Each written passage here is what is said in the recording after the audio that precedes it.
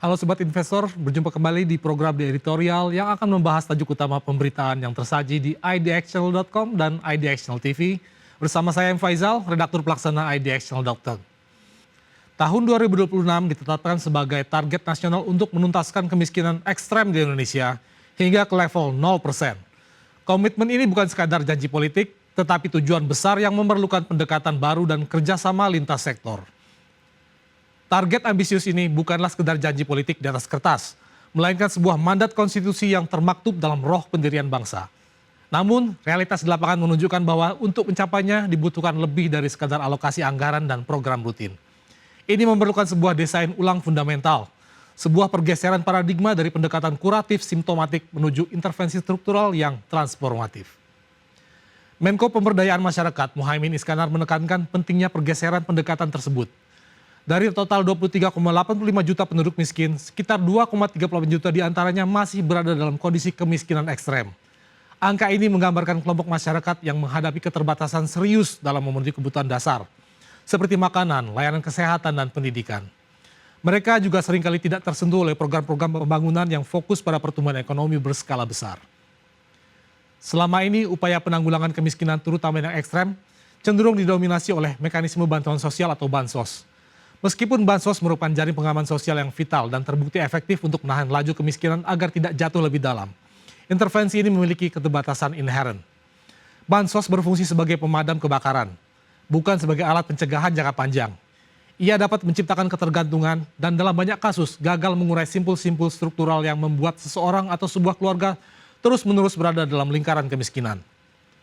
Perubahan paradigma yang didorong oleh pemerintah pusat menegaskan bahwa pertumbuhan ekonomi tidak boleh hanya berhenti di level makro, yang hanya dinikmati oleh segelintir elit atau sektor-sektor padat modal. Pertumbuhan harus bersifat inklusif, merambat hingga ke akar rumput. Inti dari janji Republik ini adalah pemberdayaan. Pemberdayaan menuntut pengakuan terhadap kapasitas dan martabat individu, serta penyediaan sarana agar mereka dapat menjadi agen perubahan bagi nasib mereka sendiri.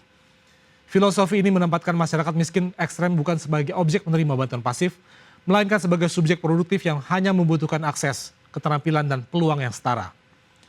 Tujuan utama dari pendekatan pemberdayaan adalah mentransformasi kelompok produktif yang saat ini terpaksa mengandalkan bansos menjadi kelompok yang mandiri secara ekonomi. Pemerintah ingin memastikan bahwa setiap individu dalam kategori ini memperoleh jalur yang jelas dan terarah untuk masuk ke pasar kerja, meningkatkan skill mereka untuk memulai peluang usaha yang berkelanjutan. Hal ini adalah untuk kunci untuk mengurai kemacetan struktural yang selama ini menghambat mobilitas sosial dan ekonomi. Untuk mencapai target 0% pada tahun 2006, Caimin menyatakan bahwa tugas ini terlalu besar dan kompleks untuk dipikul oleh pemerintah pusat sendirian.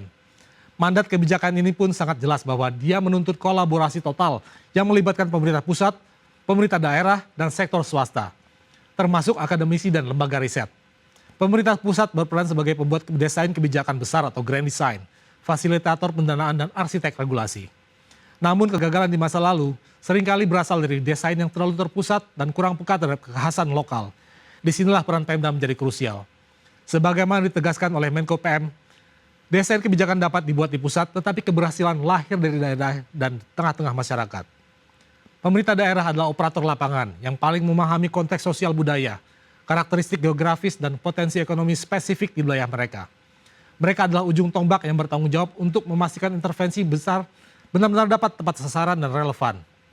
Sinergi ini menuntut adanya harmonisasi program antara kementerian, lembaga di pusat, dengan organisasi perangkat daerah atau OPD di tingkat provinsi dan kabupaten kota. Mengakhiri era tumpang tindih dan program yang jalan sendiri-sendiri.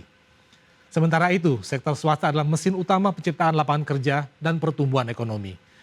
Keterlibatan mereka dalam skema pengentasan kemiskinan ekstrem harus diintensifkan, melampaui sekedar program Corporate Social Responsibility atau CSR yang sporadis.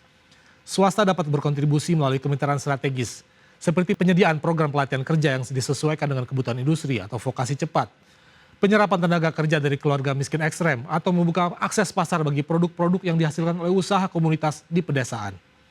Akademisi dan lembaga riset melengkapi sinergi ini dengan menyediakan basis data yang valid, analisis kebijakan yang berbasis bukti, dan inovasi model pemberdayaan yang efektif. Namun kolaborasi yang kuat mustahil terwujud tanpa fondasi data yang solid dan terintegrasi.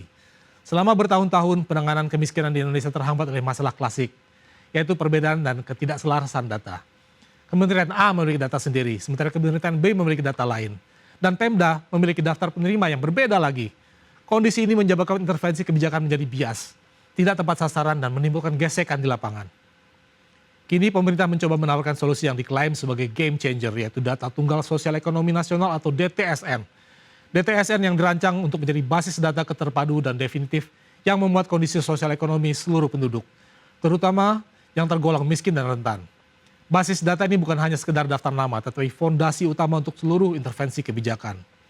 Dengan DTSN, intervensi dapat diselaraskan secara vertikal antara pusat dan daerah maupun horizontal antar kementerian dan lembaga. Misalnya, kementerian yang mengurus pelatihan kerja dapat langsung merujuk pada daftar keluarga miskin ekstrem yang memiliki anggota usia produktif. Sementara kementerian yang mengurus infrastruktur dasar dapat memastikan program sanitasi dan air bersih diprioritaskan untuk lokasi yang sama. DTSN diharapkan dapat mengakhiri era ketidakpastian data dan memungkinkan alokasi sumber daya, baik anggaran maupun program, agar benar-benar efektif dan tepat sasaran. Ini adalah instrumen teknis yang memastikan komitmen kolaboratif dapat dioperasikan secara presisi.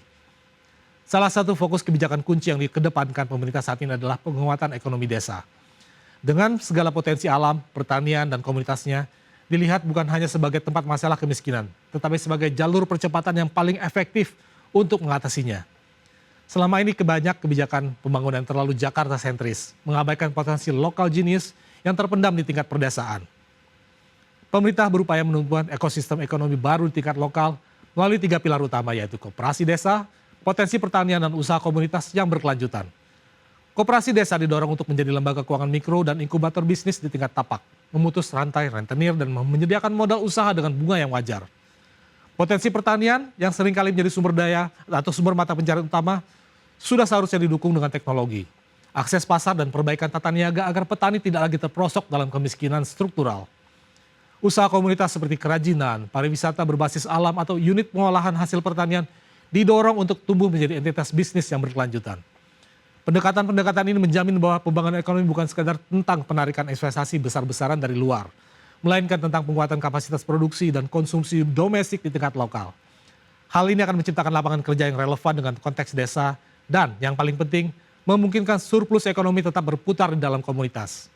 Dengan memperkuat ekonomi desa, pemerintah tidak hanya mengurangi kemiskinan di sana, tetapi juga menahan arus urbanisasi yang seringkali memindahkan masalah kemiskinan dari desa ke kota.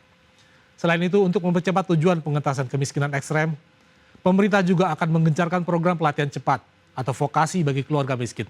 Langkah ini adalah salah satu upaya paling strategis untuk mengurangi ketergantungan masyarakat produktif terhadap bantuan sosial. Selama ini sebagian besar anggaran sosial terserap untuk bantuan konsumtif. Melalui pelatihan cepat, dana tersebut direalokasi untuk investasi pada sumber daya manusia. Program pelatihan ini harus dirancang agar link and match dengan kebutuhan pasar kerja yang nyata, baik di sektor formal maupun informal. Durasi pelatihan juga dibuat singkat dan intensif, memungkinkan peserta untuk segera memperoleh sertifikasi keterampilan yang relevan dan masuk ke pasar kerja dalam waktu yang sesingkat-singkatnya. Pemerintah bekerja sama dengan swasta dan Balai Latihan Kerja Daerah untuk menciptakan jalur cepat ini. Targetnya jelas, yaitu mengubah status seseorang dari penerima bansos menjadi pembayar pajak, dari kelompok yang membutuhkan dukungan menjadi kelompok yang mandiri, dan berkontribusi pada pendapatan negara. Pendekatan ini adalah manifestasi paling murni dari filosofi pemberdayaan, yaitu memberikan kail, bukan hanya ikan. Dengan keterampilan baru, seseorang individu memiliki daya tawar yang lebih tinggi di pasar kerja, pendapatan yang lebih stabil, dan akhirnya dapat keluar dari kategori kemiskinan ekstrem secara permanen. Ini adalah investasi jangka panjang yang tidak hanya membebaskan individu dari kemiskinan, tetapi juga meringankan beban negara yang selama ini terserap untuk program bantuan sosial konsumtif. Kedepan, keberhasilan sejati dari semua program ini akan diukur bukan di gedung-gedung pemerintahan yang megah, melainkan di tengah-tengah masyarakat, di desa-desa, dan di rumah-rumah tangga yang kini mulai menata kembali masa depan mereka dengan bekal keterampilan dan peluang yang setara. Target 0% adalah pengejawantahan dari keadilan sosial, dan kolaborasi adalah jembatan menuju terwujudnya janji Republik kepada seluruh warganya.